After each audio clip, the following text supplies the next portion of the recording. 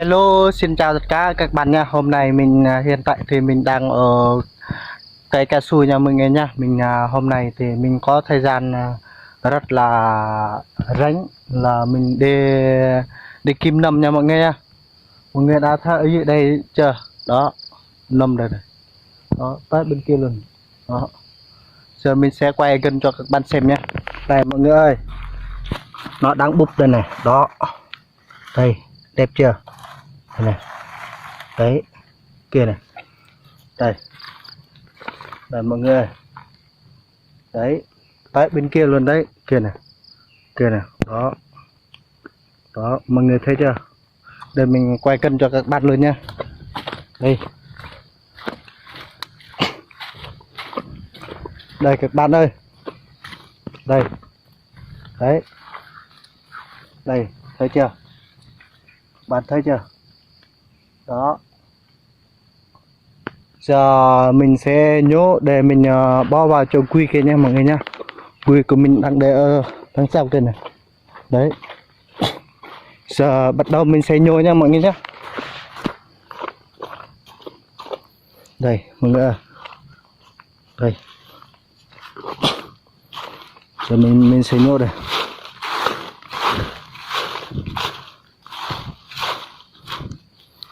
Đó, đây này. Ui,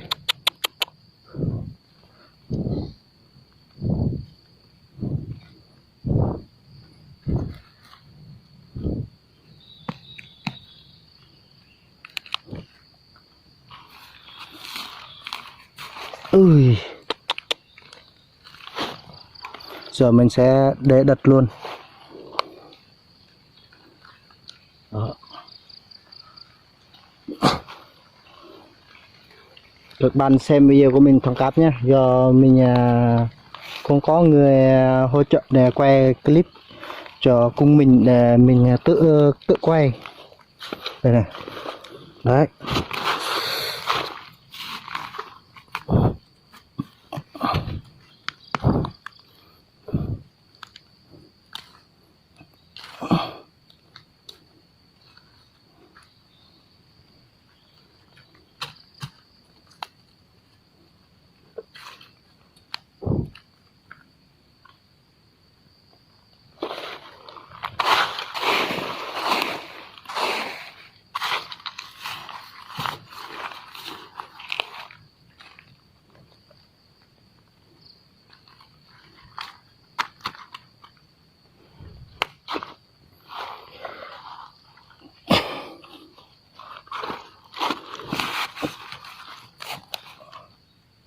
hiện tại thì đấy các bạn ạ, hiện tại thì ở chỗ này mình đã nhô xong rồi nha mọi người nha. Giờ mình sẽ tiếp tục mình lên ở trên kia nữa.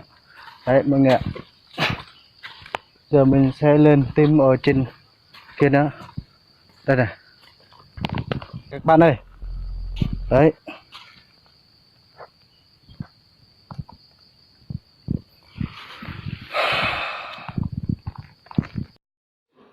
giờ mình sẽ tiếp tục để tìm lại các bạn này. Các bạn xem video của mình thấy hay và like cho mình nhé, cảm ơn các bạn nhé. Giờ mình sẽ đi vào lũ cao su này các bạn ạ. Giờ mình sẽ vào trong đây. Đây mọi người ơi, đây là mọi người ơi, đây nấm đây này. Đó mọi người thấy chưa? Đấy, đây mọi người ơi, đây này. Ui, ui, đây còn chút xíu rồi này. Đấy, ui trời ơi, kia này mọi người ơi. Đó, tuyệt quá, chỗ này người ta không ăn, chỗ này chắc người ta chưa thấy đấy. Ui,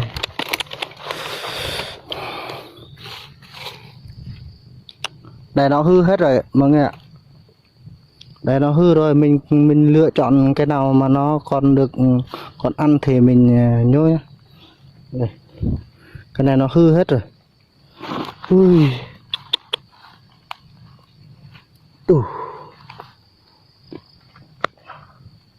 mình lại gấp tiếp này.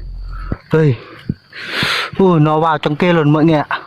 Kia này, mọi người thấy chưa? Đó, nó mọc dưới đất luôn đấy. Đây này, đây nhìn đây, đó thấy chưa, vào hang đó luôn đấy. Đây này, đó đây này, đây mọi người ơi, đây này.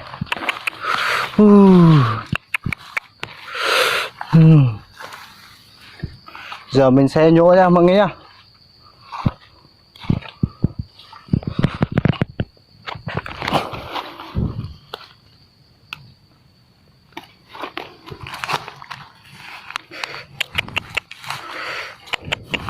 Đây này mọi người ơi, đấy đây này, đó. Ui, đây là nó mọc luôn chỗ đây luôn này.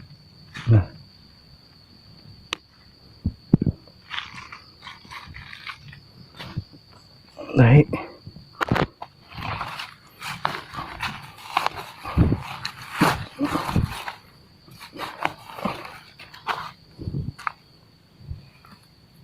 Đây ô muối nha mọi người nhá. Đây này, đây hàng ô muối là nó làm nhà nó ở đây này.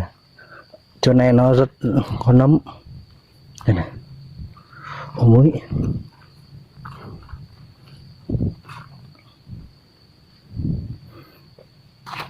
Đây này mọi người. Đó.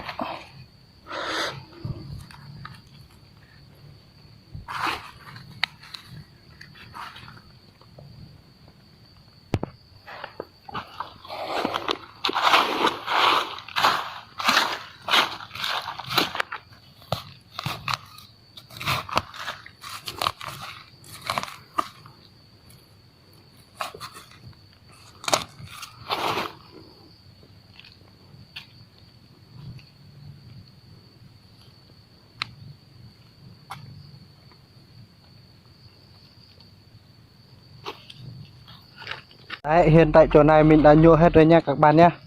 Đấy, chỗ này này mình đã nhô hết rồi. Giờ mình sẽ để tìm chỗ khác cho mọi người nhá. Đấy. Ô, kia này mọi người. Úi.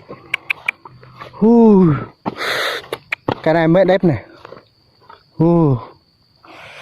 Đây là nó hết rồi. Giờ mình xây cho mình nát nhé. Đây này. Hết rồi. Hết rồi.